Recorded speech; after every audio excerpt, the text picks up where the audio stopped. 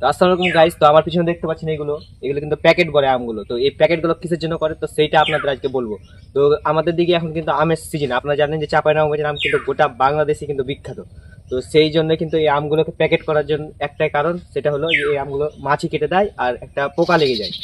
আর বৃষ্টির কারণে কিন্তু আমগুলো একটা দাগ হয়ে যায়, ওই জন্য কিন্তু এগুলো লাগা। তো এইরকম প্যাকেট কিন্তু দুই রকম আছে, একটা হলো আমগুলো কিন্তু একবার লাল করে দেয়, আর এই আমটা কিন্তু এখন এই প্যাকেটটা দেখতে পাচ্ছেন, এই প্যাকেটটা, তো এই প্যাকেটে কিন্তু কিন্তু কোনো কালার হবে না, শুধু মাছি কাটার জন্য, এটা কিন্তু বাঁচিয়ে রাখার জন্য। তো আমটা দেখাচ্ছি আপনাদের, এই যে দেখুন এরকম করে কিন্তু মাছিতে কাটবে না এই আমটা। তো দেখতে পাচ্ছেন এখানে এই প্যাকেটটা কিন্তু কার্বন দেওয়া আছে। তো এই আমটা দেখুন একবার, কি সুন্দর আম, কোনো কিন্তু স্পট নাই, কোনো দাগও নাই, কি সুন্দর একবারই আম, চারিদিক কিন্তু দেখতে পাচ্ছেন কত সুন্দর আম।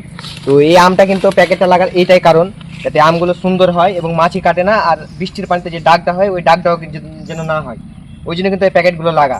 দেখতে পাচ্ছেন এখানে এই আমটা কিন্তু কোনো প্যাকেট করা নাই, ওই জন্য কিন্তু এগুলো দাগ হয়ে গেছে, এগুলো কিন্তু বৃষ্টির দাগ। আর এখানে কিন্তু একটা পচা লাগার রকম ভাব। আর ওইদিকে দেখতে পাচ্ছেন ওইগুলো কিন্তু প্যাকেটে, কিন্তু আবার আমগুলো কিন্তু দেখতে পেলেন কত সুন্দর আম, একবারই কালারকে একবারই ফ্রেশ করে দিয়েছে, একবার পাকা রকম। আর এই আমটা কিন্তু নষ্ট করে দিয়েছে একবার। তো এই প্যাকেটগুলো করার একটাই কারণ, যাতে কোনো কিছুতে লস না হয়। আর বর্তমান যে পরিস্থিতি, এই পরিস্থিতি কিন্তু এই প্যাকেটগুলো করা আসলে কিন্তু অত্যন্ত প্রয়োজন।